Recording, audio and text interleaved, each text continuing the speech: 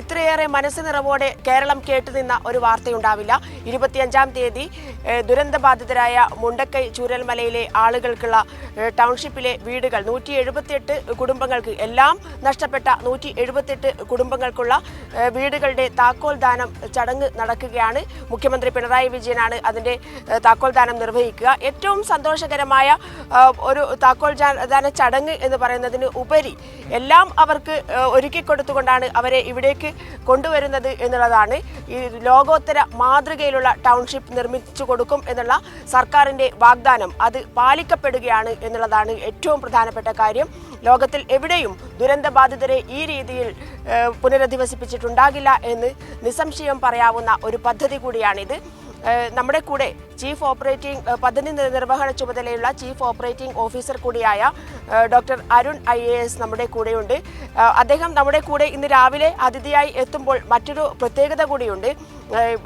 ജനങ്ങളെ തെറ്റിദ്ധരിപ്പിക്കുന്ന വിധത്തിൽ പല കാര്യങ്ങൾ ഇങ്ങനെ പറഞ്ഞുകൊണ്ടിരിക്കുകയാണ്. കാരണം സർക്കാരിൻ്റെ പദ്ധതിയാണ്. സർക്കാർ പദ്ധതിയാകുമ്പോൾ സാധാരണ ജനങ്ങൾ കണ്ട സർക്കാർ പദ്ധതികൾ മുൻപ് ഉള്ള പരിചയം എന്ന് പറയുന്നത് പഴയ കാലങ്ങളിൽ സർക്കാർ പദ്ധതികളെല്ലാം തന്നെ കുത്തഴിഞ്ഞ രീതിയിൽ പോകുന്ന അവസ്ഥയായിരുന്നു. എന്നാൽ ഈ പദ്ധതി എങ്ങനെയാണ് മുന്നോട്ട് പോകുന്നത് എന്നുള്ളതും അവരുടെ ജനങ്ങളുടെ ഒരുപാട് സംശയങ്ങളുമുണ്ട്.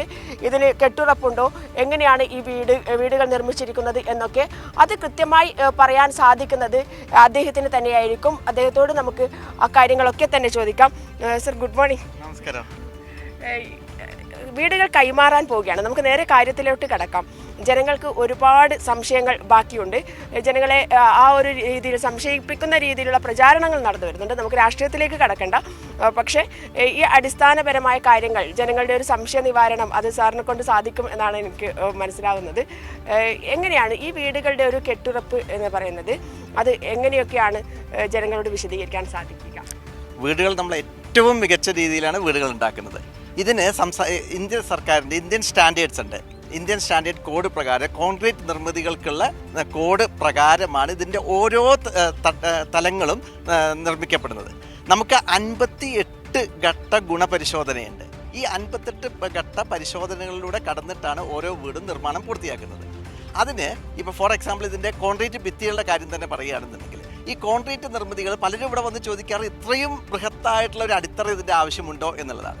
അതിന് കാരണം ഈ IS 456/2000 എന്ന് പറഞ്ഞ കോൺക്രീറ്റിൻ്റെ കോഡൽ പ്രൊവിഷനിൽ നിഷ്കർഷിച്ചിരിക്കുന്ന അക്ഷരാർത്ഥത്തിൽ പാലിച്ചുകൊണ്ടാണ് ഈ നിർമ്മാണം നടത്തിയിരിക്കുന്നത്. അതായത് ദുരന്തങ്ങളെ, ഇനിയൊരു ദുരന്തം ഉണ്ടായാൽ, ഒരിക്കലും ഉണ്ടാവാതിരിക്കട്ടെ, ഉണ്ടാവില്ല എന്ന് തന്നെ നമ്മൾ പ്രതീക്ഷിക്കുന്നു. പക്ഷേ അങ്ങനെ ഒരു ഉരുൾപൊട്ടലോ അല്ലെങ്കിൽ മണ്ണിടിച്ചിലോ ഉണ്ടായാൽ പോലും ആ ദുരന്തങ്ങളെല്ലാം പ്രതിരോധിക്കുന്ന രീതിയിലാണ് ഇവിടെ നിർമ്മാണം പൂർത്തീകരിച്ചുകൊണ്ടിരിക്കുന്നത്. അതുകൊണ്ട് തന്നെയാണ് താരതമ്യേന നമ്മൾ സാധാരണ ഒരു വീടിൻ്റെ നിർമ്മാണ ചെലവിനേക്കാൾ നോക്കുമ്പോൾ അതിനേക്കാൾ കുറച്ച് കൂടുതലായിട്ട് വരാനും കാരണം ഈ ദുരന്ത പ്രതിരോധ മാർഗത്തിലുള്ള നിർമ്മാണ രീതി കൊണ്ട് മാത്രമാണ്. മറ്റൊരു കാര്യം, സാധാരണ എല്ലാവരും പറയുന്നത് 20 ലക്ഷം രൂപയൊക്കെ ഒരു വീട് നിർമ്മിക്കാൻ വേണോ എന്നുള്ള ഒരു സംശയവും ജനങ്ങൾക്കിടയിൽ ഉണ്ടാക്കിയിട്ടുണ്ട്. 20 ലക്ഷം രൂപ, ഞങ്ങളുടെ ഒരു അനുഭവം വെച്ച് 20 ലക്ഷത്തിൽ ഈ വീടുകളൊന്നും നിൽക്കില്ല എന്നാണ് ഞങ്ങളുടെ ഒരു അനുഭവം. ഞങ്ങൾ ഇത്രയും കാലം ഈ ജോലിയൊക്കെ, ഈ നിർമ്മാണ പ്രവൃത്തിയൊക്കെ കണ്ട ആളുകൾ എന്നുള്ള നിലയിൽ. പക്ഷേ 20 ലക്ഷം രൂപ ഒരു വീടിന് എങ്ങനെ ആകുന്നു എന്നുള്ളത് ഒന്ന് വിശദീകരിക്കാമോ? അതൊന്ന് ഞാൻ നേരത്തെ പറഞ്ഞത്, ഏറ്റവും മികച്ച നിർമ്മിതിയാണ് ഇവിടെ നടക്കുന്നത്. അതോടൊപ്പം തന്നെ വിപണിയിൽ ലഭ്യമായ ഏറ്റവും മികച്ച നിർമ്മാണ സാമഗ്രികളാണ് ഇവിടെ ഉപയോഗിച്ചുകൊണ്ടിരിക്കുന്നത്. കോൺക്രീറ്റ് പറയുകയാണെങ്കിൽ തന്നെ ഓരോ വീട്ടിലും 9 കോൺക്രീറ്റ് പില്ലറല്ല, കോൺക്രീറ്റ് ഭിത്തികളാണ്.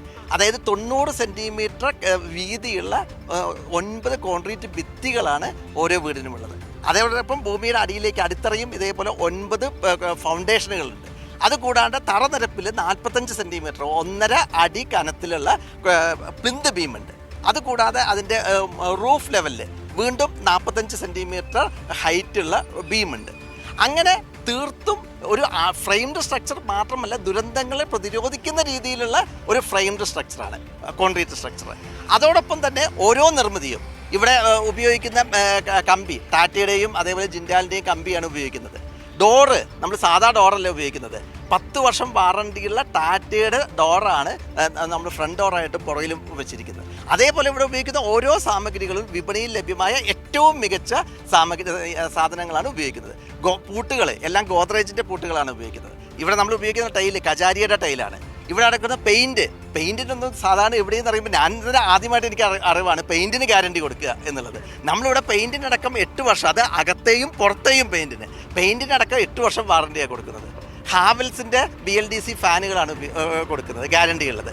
അതേപോലെ നമ്മുടെ ഫിറ്റിങ്സുകൾ, ബാത്റൂം ഫിറ്റിങ്സും കിച്ചൺ ഫിറ്റിങ്സും എല്ലാം സെറയുടെയാണ്, അത് 10 വർഷം വാറണ്ടി ഉള്ള. ഇവിടെ മുഴുവൻ നിർമ്മാണങ്ങൾക്കും അതുകൂടാതെ തന്നെ കോൺട്രാക്ടർ 5 വർഷം ഡിഫക്ട് ലയബിലിറ്റി വാറണ്ടി കൊടുക്കുന്നുണ്ട്. ഇവിടെ ജനൽപ്പാളികൾ 20 വർഷം വാറണ്ടിയുള്ള ജനൽപ്പാളികളാണ് ഉപയോഗിക്കുന്നത്. അങ്ങനെ വിപണിയിൽ ലഭ്യമായ ഏറ്റവും മികച്ച സാമഗ്രികൾ ഉപയോഗിച്ചുകൊണ്ട് ഏറ്റവും മികച്ച രീതിയിൽ നിർമ്മാണം നടത്തുന്നത് കൊണ്ടാണ് താരതമ്യേന ചെലവ് കൂടുന്നത്. അവിടെയും നമ്മൾ ശ്രദ്ധിക്കേണ്ടത് 22 ലക്ഷം രൂപ മാത്രമാണ് ഇതിൻ്റെ നിർമ്മാണ ചെലവ്. പിന്നീട് നികുതികൾ, നമുക്കിവിടെ ലേബർ അടക്കം എന്ന് പറയുമ്പോൾ ലേബറിൻ്റെ അടക്കം നമുക്ക് 18% GST കൊടുക്കേണ്ടതുണ്ട്. അങ്ങനെ 22 ലക്ഷം രൂപ പ്ലസ് നികുതികളാണ് ഈ ഒരു വീടിന് വേണ്ടി വരുന്ന ചെലവ്. അങ്ങനെ നികുതികളടക്കം 26.94 ലക്ഷം രൂപ ആണ് ഒരു വീടിന് വരുന്ന ചെലവ്. അതായത് ഒരിക്കലും ഒരു 6 ലക്ഷത്തിലോ 8 ലക്ഷത്തിലോ ഇത് നിൽക്കില്ല. അങ്ങനെ ഒരു വീട് വേണമെങ്കിൽ നിർമ്മിക്കാം, പക്ഷെ അതല്ല ഉദ്ദേശിക്കുന്നത്. അല്ല, അതുമായിട്ട് ഒരിക്കലും കമ്പയർ ചെയ്യാൻ പറ്റില്ല. നമ്മൾ 4 ലക്ഷത്തിന് വീട് നിർമ്മിക്കും, 6 ലക്ഷത്തിന് വീട് നിർമ്മിക്കും. ഈ 4 ലക്ഷത്തിൻ്റെ വീടോ 6 ലക്ഷത്തിൻ്റെ വീടോ ആയിട്ട് നമ്മുടെ ഈ വീടിന് ഒരിക്കലും താരതമ്യം ചെയ്യാൻ പറ്റില്ല.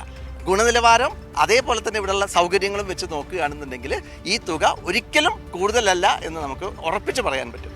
ഞങ്ങൾ കഴിഞ്ഞ ദിവസം കൊടുത്ത വാർത്ത ഈ റോഡുകളെ കുറിച്ചായിരുന്നു.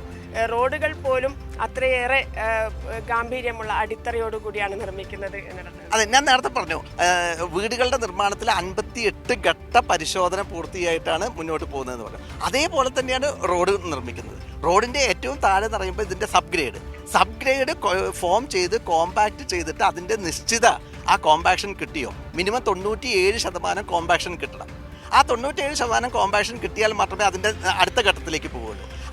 അതോടൊപ്പം തന്നെ ഏറ്റവും അത്യാധുനികമായ സാങ്കേതിക വിദ്യ ഉപയോഗിച്ചുകൊണ്ടാണ് നമ്മളിവിടെ റോഡുകൾ നിർമ്മിക്കുന്നത്. സിമെൻറ്റ് ട്രീറ്റഡ് ബേസ്, എല്ലാ റോഡിൻ്റെയും അടിയിൽ ഈ സബ്ഗ്രേഡ് ഫോം ചെയ്തതിന് ശേഷം അതിൻ്റെ മുകളിൽ സിമെൻറ്റും മണ്ണും കെമിക്കലും മെറ്റലും അതിൻ്റെ ഒരു മിശ്രിതം, സിമെൻറ്റ് ട്രീറ്റഡ് ബേസ് എന്ന് പറഞ്ഞ ഫുൾ ഡെപ്ത് റീക്ലമേഷൻ ടെക്നോളജിയാണ് ഉപയോഗിക്കുന്നത്. ആ ടെക്നോളജി ഉപയോഗിച്ച് ഏകദേശം 21 മുതൽ 25 സെൻറ്റിമീറ്റർ കനത്തിലുള്ള കോൺക്രീറ്റിൻ്റെ ഒരു സ്ലാബ് തന്നെ ഈ റോഡിൻ്റെ അടിയിലുണ്ട്. അതിൻ്റെ മുകളിൽ WMM വരും, അതിൻ്റെ മുകളിൽ ടാറിങ്ങും വരും. അങ്ങനെ ഏറ്റവും അത്യാധുനിക ടെക്നോളജി, ഏറ്റവും മികച്ച രീതിയിലാണ് റോഡ് നിർമ്മാണവും ഇവിടെ പൂർത്തിയായിക്കൊണ്ടിരിക്കുന്നത്.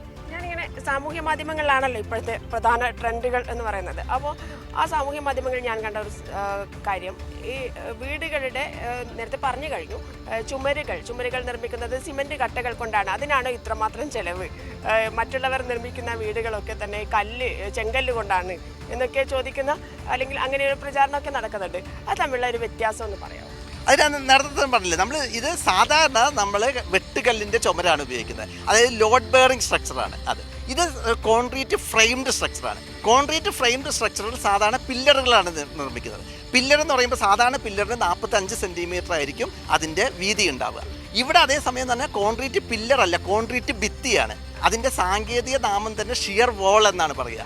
കോൺക്രീറ്റ് ഷിയർ വോളുകളാണ് ഇവിടെ നിർമ്മിക്കുന്നത്. കോൺക്രീറ്റ് ഷിയർ വോൾ എന്ന് പറഞ്ഞാൽ കോൺക്രീറ്റ് ഭിത്തി. അതാണ് ഞാൻ നേരത്തെ പറഞ്ഞത്, 90 സെൻറ്റിമീറ്റർ 3 അടി വീതിയുള്ള കോൺക്രീറ്റ് ഭിത്തികൾ. അങ്ങനെ 7-9 കോൺക്രീറ്റ് ഷിയർ വോൾസാണ് ഓരോ കെട്ടിടത്തിലുമുള്ളത്. അതുകൂടാതെ തന്നെ ഹോളോ ബ്ലോക്കും അല്ല, സിമെൻറ്റിൻ്റെ കട്ടകളാണ്, ഫുൾ ബ്ലോക്കുകളാണ് ഉപയോഗിക്കുന്നത്. ആ ഓരോ ബ്ലോക്ക് എന്ന് പറയുമ്പോൾ നമ്മൾ നിർമ്മിച്ച് അതിൻ്റെ കംപ്രസീവ് സ്ട്രെങ്ത്ത്, നിശ്ചിത കംപ്രസീവ് സ്ട്രെങ്ത്തിൻ്റെ കൂടുതലുണ്ട് എന്ന് അത് ഉറപ്പുവരുത്തിയിട്ടാണ് ആ കട്ടകൾ ഉപയോഗിക്കുന്നത്. ഇവിടെ കോൺക്രീറ്റ് ആണെങ്കിൽ M25 കോൺക്രീറ്റ് ഉപയോഗിക്കുമ്പോൾ 25 ആണ് നമുക്ക് അതിന് കിട്ടേണ്ട സ്ട്രെങ്ത് എങ്കിൽ, ഇവിടെ നമ്മൾ നേരിട്ട് ഓരോ നിർമ്മിതിയും നമ്മൾ പരിശോധിക്കുന്നതാണ്, ഓരോ ടെസ്റ്റ് വാല്യൂകളും നമ്മൾ പരിശോധിക്കുന്നതാണ്. M25 കോൺക്രീറ്റിന് ഇവിടെ നമുക്ക് കിട്ടുന്ന 7 ദിവസം കഴിഞ്ഞിട്ടുള്ള സ്ട്രെങ്ത് എന്ന് പറയുമ്പോൾ 40 മുതൽ 50 വരെയാണ്. അതായത് കോഡൽ പ്രൊവിഷൻ തന്നെ ഏറ്റവും അഭികാമ്യമാണ്. പക്ഷേ ആ കോഡൽ പ്രൊവിഷനിൽ 25 സ്ട്രെങ്ത് കിട്ടേണ്ടടുത്ത് നമുക്കിവിടെ 40 മുതൽ 50 വരെ, അതിൻ്റെ 1.5 മുതൽ 2 ഇരട്ടി വരെ നമുക്ക് മിനിമം ഇവിടെ കിട്ടുന്നുണ്ട്. ഒരു ടെസ്റ്റ് പോലും എന്ന് പറയുമ്പോൾ 25 കിട്ടേണ്ടടുത്ത് 25-ൻ്റെ താഴെ ഒരിക്കലും പോയിട്ടില്ല. ഇതെല്ലാം എന്ന് പറയുമ്പോൾ ഓരോ ടെസ്റ്റുകളും നമ്മളിവിടെ എന്ന് പറയുമ്പോൾ റെക്കോർഡ് ചെയ്യുന്നത് മാത്രമല്ല അതിൻ്റെ വീഡിയോഗ്രാഫും ഫോട്ടോഗ്രാഫും എടുത്ത് സൂക്ഷിക്കുന്നുണ്ട്. പിന്നെ ഇതിൻ്റെ നിർമ്മാണത്തിന് വേണ്ടിയിട്ട് നമ്മൾ സ്പെഷ്യലായിട്ടൊരു സോഫ്റ്റ്വെയർ ഉണ്ടാക്കിയിട്ടുണ്ട്. ആ സോഫ്റ്റ്വെയറിൽ ഈ ഒരു ഘട്ടം പൂർത്തീകരിച്ച് അത് സാറ്റിസ്ഫൈ ചെയ്തതിന് ശേഷം, ഇവിടെ നിർമ്മാണം നടത്തുന്ന ഒരാളെങ്കിലാണ്, പക്ഷേ ഇതിൻ്റെ കൺസൾട്ടൻ്റായിട്ട് എംപ്ലോയർ റെപ്രസെൻറ്റേറ്റീവായിട്ട് സംസ്ഥാന സർക്കാർ നിയോഗിച്ചിരിക്കുന്നത് കിഫ്കോണിലെ എഞ്ചിനീയറുടെ സാന്നിധ്യത്തിലാണ് ഓരോ പ്രവൃത്തിയും നടക്കുന്നത്. അവർ ഇത് ഒരു ഘട്ടം പരിശോധിച്ച് ഉറപ്പ് വരുത്തി യു ക്യാൻ പ്രൊസീഡ്, എന്ന് പറഞ്ഞ് അത് അപ്രൂവ് ചെയ്താൽ മാത്രമേ, അതും ഞാൻ പറഞ്ഞില്ലേ നേരത്തെ ഈ സോഫ്റ്റ്വെയറിലാണ് ചെയ്യുന്നത്, അതിൻ്റെ കൂടെ അതിൻ്റെ ഫോട്ടോഗ്രാഫും വീഡിയോഗ്രാഫും ഉണ്ട്. ആര് വിചാരിച്ചാലും അതിലൊരു കൃത്രിമം നടത്താനും പറ്റില്ല. അങ്ങനെ ഓരോ ഘട്ടത്തിലും ഗുണമേന്മ 100% ഉറപ്പ് വരുത്തിയിട്ടാണ് അടുത്ത ഘട്ടത്തിലേക്ക് പോകുന്നത്. ഒരാളെങ്കിൽ ലേബർ കോൺട്രാക്ട് സൊസൈറ്റിയും ഒരുപാട് അപവാദങ്ങൾ കേൾക്കേണ്ടി വരുന്നു എന്നുള്ളതാണ് ഇതിൻ്റെ പേരിൽ. ആ സംശയം സാറ് തീർത്ത് തന്നു. മറ്റൊരു കാര്യം, ഒരു അവസാനമായൊരു ചോദ്യം. എനിക്കറിയാം സാർ ഇപ്പോൾ തിരക്കിലാണ്, ഇപ്പോൾ പോകേണ്ടി വരും എന്നുള്ളത്. ഒരു ചോദ്യം കൂടെ, ഇത്രയേറെ വൈകി എന്നുള്ള ഒരു പ്രശ്നമൊക്കെ പറയുന്നുണ്ട് ആളുകൾ. അതായത് സർക്കാർ വീട് എടുക്കാൻ പോലും വൈകി എന്നുള്ള പ്രചാരണമൊക്കെ നടക്കുന്നുണ്ട്. അതിനെക്കുറിച്ചൊന്ന് പറയാമോ? അല്ല, അവിടെ നിങ്ങൾ ആദ്യം മനസ്സിലാക്കുന്നത് ജൂലൈ 30 ദുരന്തം നടന്നിട്ട് ഒക്ടോബർ 4, ജൂലൈ കഴിഞ്ഞ് ആഗസ്റ്റ് സെപ്റ്റംബർ, ഒക്ടോബർ 4 തന്നെ ഭൂമി ഏറ്റെടുക്കാൻ വേണ്ടി സർക്കാർ ഉത്തരവിറക്കി. ഏത് ഭൂമി വേണം, എവിടെ വേണം എന്നെല്ലാം പറയുമ്പോൾ ഈ 2 മാസം കൊണ്ട് ജനങ്ങളുമായിട്ട് കൺസൾട്ട് ചെയ്ത്, ജനപ്രതിനിധികളുമായിട്ട് കൺസൾട്ട് ചെയ്തിട്ട് മുഖ്യമന്ത്രിയുടെ തന്നെ നേതൃത്വത്തിൽ വിവിധ ആലോചനാ യോഗങ്ങൾ നടത്തി, സാങ്കേതിക പരിശോധന നടത്തി ഒക്ടോബർ 4 തന്നെ സർക്കാർ ഉത്തരവിറക്കി. പക്ഷേ ഇതിൻ്റെ എസ്റ്റേറ്റിൻ്റെ മാനേജർമാർ, എസ്റ്റേറ്റ് ഉടമസ്ഥർ അതിനെ കോടതിയിലേക്ക് വലിച്ചഴച്ചു. ഹൈക്കോടതിയിൽ സിംഗിൾ ബെഞ്ച് ഉത്തരവിൽ വന്നു. അതിനുശേഷം സിംഗിൾ ബെഞ്ച് സർക്കാർ നടപടി അംഗീകരിച്ചു. അതിനുശേഷം അവർ ഡിവിഷൻ ബെഞ്ചിലേക്ക് പോയി. അതിനുശേഷം അവർ സുപ്രീം കോടതിയിൽ പോയി. ഈ കാലതാമസം കൊണ്ടാണ് ഏപ്രിൽ 11 വരെ നമുക്ക് ഭൂമി ഏറ്റെടുക്കൽ തടസ്സം നിന്നു. ഏപ്രിൽ 11 ഹൈക്കോടതി അനുമതി ലഭിച്ച അതേ ദിവസം തന്നെ ഹൈക്കോടതി ആവശ്യപ്പെട്ട 43 കോടി രൂപയും അവിടെ കോടതിയിൽ കെട്ടിവെച്ച അതേ ദിവസം തന്നെ ഏപ്രിൽ 11 ഭൂമി ഏറ്റെടുത്തു. ഏപ്രിൽ 15 നിർമ്മാണം തുടങ്ങി. പക്ഷേ നിങ്ങളൊന്ന് മനസ്സിലാക്കേണ്ടത് ഇവിടുത്തെ കൽപ്പറ്റയുടെ ഒരു സാഹചര്യം, അല്ലെങ്കിൽ വയനാടിൻ്റെ ഒരു സാഹചര്യം, ഒരു ഭൂപ്രകൃതി, ഇവിടുത്തെ കാലാവസ്ഥ, അതൊന്ന് മനസ്സിലാക്കണം. ഒന്ന്, ഇവിടെ വേറെ ഏറെ ചെളി ഒന്ന് പ്ലാന്റേഷൻ ഭൂമി കൂടിയായിരുന്നു. അപ്പോൾ ചെളി കലർന്ന മണ്ണാണുള്ളത്. ഒരു മഴ പെയ്ത് കഴിഞ്ഞ് കഴിഞ്ഞാൽ ഒരാഴ്ചയോളം പറയുമ്പോൾ അവിടേക്ക് നടക്കാനോ വാഹനം കൊണ്ടുപോകാനോ പറ്റാത്ത അവസ്ഥയാണ്. നമ്മൾ തറ കയറി കഴിഞ്ഞ് കഴിഞ്ഞാൽ ഒരു മഴ പെയ്ത് കഴിഞ്ഞ് കഴിഞ്ഞാൽ ഒരാഴ്ച വരെ ആ തറയിൽ വെള്ളം കെട്ടി നിൽക്കുന്ന അവസ്ഥ. അതോടൊപ്പം തന്നെ ഈ കാലത്ത് നമ്മളുടെ മഴയുടെ ഒരു പ്രത്യേകത കൂടി.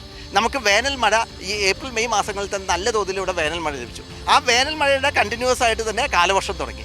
കാലവർഷം കഴിഞ്ഞിട്ട് തുലാവർഷത്തിൻ്റെ ഇടയ്ക്ക് ഒരു ദിവസം പോലും ഗ്യാപ്പ് കിട്ടിയില്ല.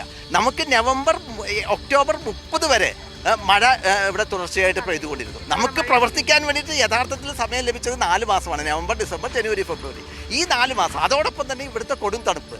ആ കൊടും തണുപ്പിൽ എന്ന് പറയുമ്പോൾ ഇവിടെ വന്ന പല തൊഴിലാളികളും എന്ന് പറയുമ്പോൾ ഇവിടുത്തെ തണുപ്പ് സഹിക്കാതെ തിരികെ പോയി. അതോടൊപ്പം തന്നെ ഏറ്റവും അന്ത്യഘട്ടത്തിൽ തന്നെ SIR വന്നു.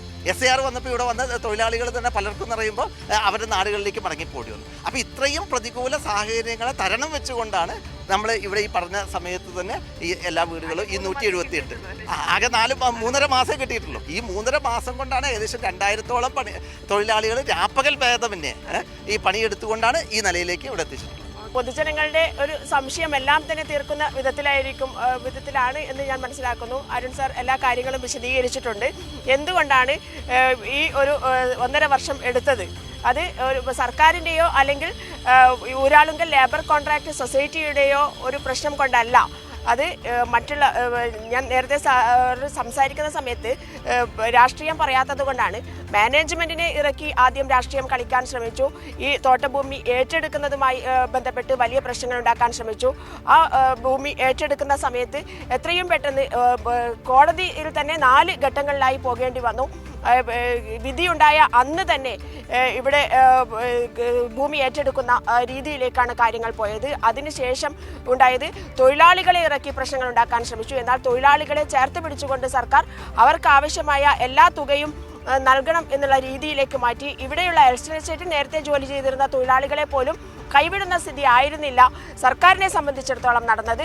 അതിനുശേഷമാണ് ഇവിടുത്തെ കാലാവസ്ഥ, പ്രതികൂല കാലാവസ്ഥയായിരുന്നു. ഇത്തവണ മഴ കൂടുതൽ നീണ്ടുനിന്ന ഒരു കാലം കൂടിയായിരുന്നു ഇത്തവണ ഉണ്ടായിരുന്നത്. നവംബർ മാസത്തിലാണ് യഥാർത്ഥത്തിൽ പ്രകൃതി ഒരു നല്ല രീതിയിലേക്ക്, നമുക്കറിയാം ഏത് വീട് പണിക്കും മഴ പെയ്തുകൊണ്ടിരിക്കുന്ന ഒരു സമയത്ത് അതിന് തുടക്കമിടാൻ സാധിക്കുകയില്ല. തുടക്കമിട്ട് കഴിഞ്ഞാൽ മാത്രമേ മറ്റുള്ള എല്ലാ വർക്കുകളും മുന്നോട്ട് പോകുകയുള്ളൂ എന്നുള്ളതാണ്. അങ്ങനെ നവംബർ മാസത്തോടു കൂടിയാണ് എല്ലാ പ്രവൃത്തികളും ആരംഭിക്കാൻ സാധിച്ചിട്ടുള്ളത്. ആ നവംബർ ഡിസംബർ മുതൽ ഇങ്ങോട്ടേക്കുള്ള 4 മാസത്തിനുള്ളിലാണ് ഊരാളുങ്കൽ ലേബർ കോൺട്രാക്ട് സൊസൈറ്റിയിലെ തൊഴിലാളികൾ രാപ്പകൽ ഭേദമന്യേ ഉറക്കമിളച്ചുകൊണ്ട് പോലും ഇവിടെ ജോലി തുടർന്നതിൻ്റെ ഭാഗമായിട്ടാണ് ഇത്തരത്തിൽ എങ്കിലും എത്തിക്കാൻ സാധിച്ചിട്ടുള്ളത്. എന്തായാലും ടൗൺഷിപ്പ് സർക്കാർ പറഞ്ഞ അതേ മാതൃകയിൽ തന്നെയാണ് ആളുകൾക്ക് കൈമാറുക. അത് ആ മാതൃകയിൽ മാത്രമല്ല, ടൗൺഷിപ്പിനോടനുബന്ധിച്ച് തന്നെ പലരും ഇന്നലെ ഉന്നയിച്ച ഞങ്ങളോട് തന്നെ ഒരാൾ പറഞ്ഞൊരു സംശയമുണ്ട്. ഞങ്ങൾക്ക് 9 ഏക്കർ ഭൂമിയാണ് അവിടെ നഷ്ടപ്പെട്ടത്, അത് ഞങ്ങൾക്ക് തിരിച്ചു കിട്ടുമോ എന്നൊക്കെയാണ് ചോദിച്ചത്. എന്നാൽ സർക്കാർ അവിടെ നഷ്ടപ്പെട്ട ആ ഭൂമി അതുപോലെ നിലനിർത്തി. കാരണം ഇവരെ മുണ്ടക്കൈയിൽ കൊണ്ടുപോയി താമസിപ്പിക്കാൻ സാധിക്കുകയില്ല. മുണ്ടക്കൈയിൽ കൊണ്ടുപോയി താമസിപ്പിക്കുന്നതിന് പകരം ഇവിടെ താമസിപ്പിച്ചുകൊണ്ട് അവിടെയുള്ള ഭൂമി നിലനിർത്തി അത് കൃഷി ആവശ്യത്തിനും ഇവരുടെ തന്നെ ഉപജീവന മാർഗത്തിനുമായി നിലനിർത്തിക്കൊണ്ട് മുന്നോട്ട് പോകാൻ തന്നെയായിരുന്നു സർക്കാരിൻ്റെ തീരുമാനം. അത് ആ ഭൂമി ഇല്ലാതാക്കിക്കൊണ്ടുള്ള ഒരു കാര്യത്തിനും സർക്കാർ മുതിർന്നിട്ടില്ല. അതിനുവേണ്ടിയാണ് മുണ്ടക്കൈ ചൂരൽമല പ്രദേശങ്ങളിലെ വികസനം കൂടി ലക്ഷ്യമിട്ടുകൊണ്ട് തന്നെയാണ് സർക്കാർ അവിടെയും പ്രവർത്തനങ്ങൾ നടത്തുന്നുണ്ട്. അതൊക്കെ തന്നെ ഇവിടെയുള്ള ആളുകളെ ഇവിടെയുള്ള ദുരന്തബാധിതരെ സംരക്ഷിക്കുന്ന രീതിയിൽ തന്നെയാണ് അവിടെ ഉപജീവന മാർഗം ഒരുക്കുക. അതുപോലെ തന്നെ ഇന്നലെ വന്ന മറ്റൊരു പ്രഖ്യാപനം കൂടിയുണ്ട്. ചൂരൽമലയിലെയും മുണ്ടക്കൈയിലെയും വ്യാപാരികളെ സംരക്ഷിക്കുന്ന അവർക്ക് ഉണ്ടായ നഷ്ടപരിഹാരം കൊടുക്കാൻ വേണ്ടി സർക്കാർ തീരുമാനിച്ചിരിക്കുന്നു എന്നുള്ളത്. അവരെ പോലും അണിനിരത്തി ഇതിനൊക്കെ തുരങ്കം വെക്കാൻ മറ്റു പ്രതിപക്ഷവും അതുപോലെ തന്നെ മറ്റുള്ള രാഷ്ട്രീയ കക്ഷി നേതാക്കളും ഒക്കെ തന്നെ ശ്രമിച്ചിരുന്നു. എന്നാൽ അവരെ അടക്കം തള്ളുന്ന രീതിയിലേക്കല്ല സർക്കാർ പോയത്. അവരെ അടക്കം ചേർത്ത് പിടിച്ചുകൊണ്ട് മറ്റു സ്ഥലങ്ങളിൽ നിന്നും വന്ന് വ്യാപാരം നടത്തിയിരുന്ന ആളുകൾ പോലും അവിടെയുണ്ട്. അവരെയൊക്കെ ചേർത്ത് പിടിച്ചുകൊണ്ട് അവർക്ക് പോലും നഷ്ടപരിഹാരം നൽകാൻ ഉള്ള തീരുമാനം വന്നിരിക്കുന്നു എന്നുള്ളതാണ് ഏറ്റവും സന്തോഷകരമായ കാര്യം. മാത്രമല്ല 3 മാസത്തേക്ക് ഇവിടെ പുനരധിവസിപ്പിക്കുന്ന ആളുകളുടെ 3 മാസത്തേക്കുള്ള വൈദ്യുതി ചാർജ്, വാട്ടർ ചാർജ് ഇതൊക്കെ തന്നെ നൽകുമെന്നുള്ള പ്രഖ്യാപനവും ഇന്നലെ ആ നറുക്കെടുപ്പ് വേദിയിൽ വെച്ചുണ്ടായി. ഇതൊക്കെ തന്നെ അവർക്ക് ആശ്വാസം പകരുന്ന കാര്യമാണ് എന്നുള്ളതാണ്.